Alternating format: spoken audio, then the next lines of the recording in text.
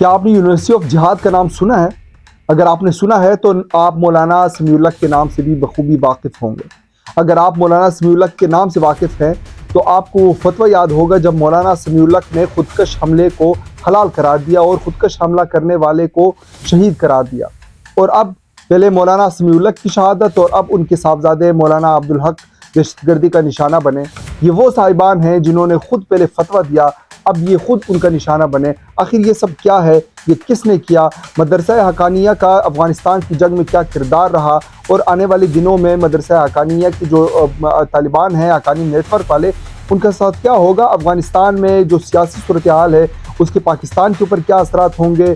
Haqqani net work اور قندھار شورا کے درمیان جو اس وقت کشمکش کی صورتحال ہے اس کے پاکستان کے اوپر کیا اسٹریٹجک اور عسکری جو اثرات ہیں وہ کیا ہوں گے؟ ان سب کے اوپر گفتگو کریں گے۔ آپ دیکھ رہے ہیں میرے یوٹیوب چینل، میں ہوں فرید کاکڑ۔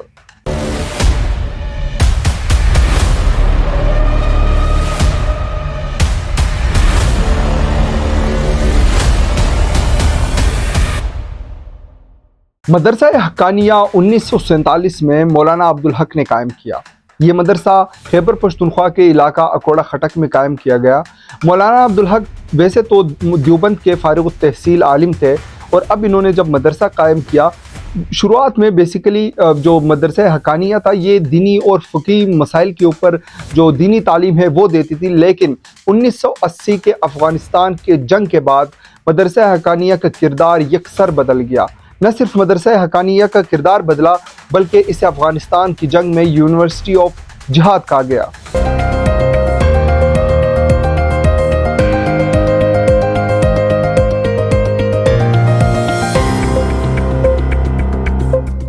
انیس سو 89 میں جب سوویت یونین نے افغانستان میں جنگ شروع کی تو مدرسہ حقانیہ کا ایک اہم کردار سامنے آیا۔ اس وقت کے مدرسہ حقانیہ سے یہ فیصلہ کیا گیا کہ یہاں سے مجاہدین کو نہ صرف افغانستان بھیجا جائے گا بلکہ وہاں پہ افغانستان میں طالبان کی ہر طرح سے مدد کی جائے گی۔ یہ وہ وقت تھا جب پاکستان، سعودی عرب اور امریکہ نے طالبان کو مسلح کرنے کا فیصلہ کیا اور سوویت یونین کے خلاف ایک نئی جنگ اور ایک نیا ماز کھولا گیا۔ یہ وہ وقت تھا جب مدرسہ حقانیہ سے فارغ التحصیل طالبان، جب لفظ طالب فرسٹ ٹائم آیا تو اس میں مدرسہ حقانیہ کا ایک اہم کردار تھا۔ یہ وہ وقت تھا جب مدرسہ حقانیہ کے فارغ التحصیل طالبان افغانستان میں سوویت یونین کے خلاف جنگ لڑ رہے تھے، یہاں تک کہ طالبان کے لیڈر ملا محمد عمر بھی مدرسہ حقانیہ سے فارغ التحصیل تھے اور وہ مولانا سمیع الحق کو اپنے استاد کہا کرتے تھے۔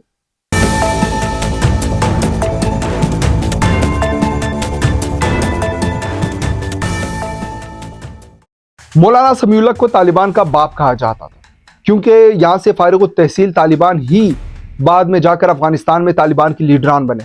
میری مراد ملا محمد عمر کی ہے جو کہ حقانی مدرسے سے ہی فارغ التحصیل تھے۔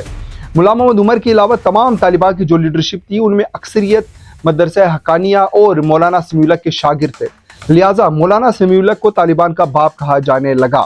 لیکن پھر کیا ہوا کہ 2018 میں مولانا سمیع الحق اپنے بیریا ٹاؤن کے گھر میں موجود تھے تو ایک دم سے خبر آئی کہ مولانا سمیع الحق کو چھریوں کا وار کر کے ان کو شہید کر دیا گیا ہے۔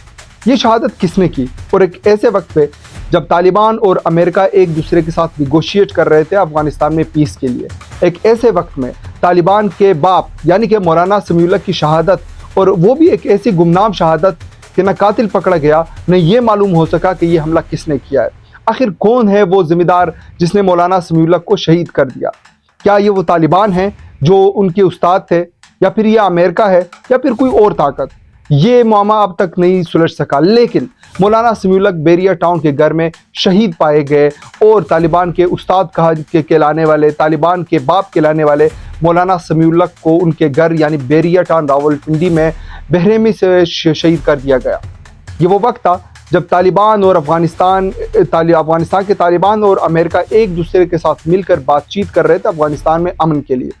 تو ایک ایسی شخص کا قتل اور ایک ایسے شخص کی شہادت جو کہ یہ فتویٰ دے چکے تھے کہ افغانستان میں جو جنگ جاری ہے وہ بالخصوص جنگ نہیں بلکہ ایک جہاد ہے، ایک ایسے وقت میں اس فتویٰ دینے والے کی اور طالبان کے استاد کی شہادت، یہ اب تک یہ بات نہیں سلجھ سکی ہے کہ آخر یہ قتل کس نے کیا؟ کیا امریکہ کا اس میں کردار تھا؟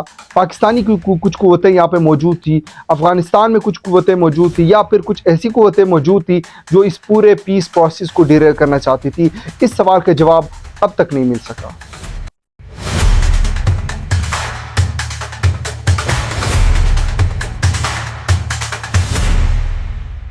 مولانا سمیع الحق کی شہادت کے بعد اب ان کے صاحبزادے مولانا حمید الحق کو بھی شہید کر دیا گیا ہے۔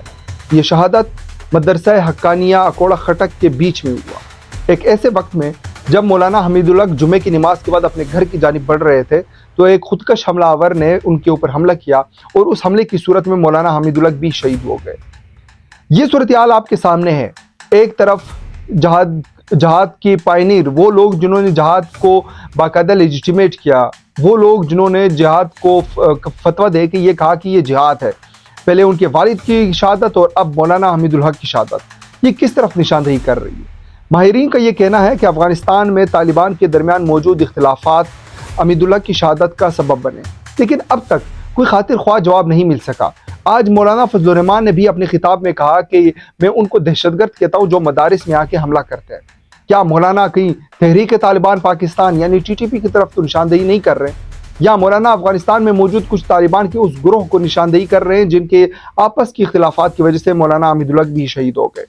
یہ صورتحال پاکستان کے اوپر بہت زیادہ اثر انداز ہو رہی ہے، کیونکہ افغانستان میں بدلتی ہوئی صورتحال کے ڈائریکٹلی پاکستان کے اوپر اثر انداز ہونا ماضی میں بھی ثابت ہے، اور اب دوبارہ ایسے لگ رہا ہے کہ افغانستان میں جیسے جیسے صورتحال بدلتی جائے گی تو پاکستان کے اوپر بھی اس کے اثرات آئیں گے۔ کہیں ایک بار پھر افغانستان میں تو جنگ شروع نہیں ہو رہی؟ کیا طالبان کے درمیان اختلافات کا نزلہ اب دوبارہ پاکستان کے اوپر گرے گا، بالخصوص خیبر پختونخوا اور بلوچستان کے اوپر؟ یا ایک بار پھر دہشت گردی کی ایک نئی لہر پاکستان میں شروع ہوگی اور اس کا سبب اور اس کی وجہ صرف اور صرف طالبان کے درمیان ہونے والے اختلافات ہے؟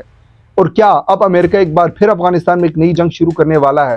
یہ وہ سوالات ہیں جن کے جوابات اب تک نہیں مل سکے، لیکن لگ یہ رہا ہے کہ افغانستان میں موجود اختلافات کے نہ صرف پاکستان میں اثرات ہوں گے بلکہ بین الاقوامی سیاست کے اوپر ایک بار پھر ہمیں ایک نئی جنگ دیکھنے کو ملے گی۔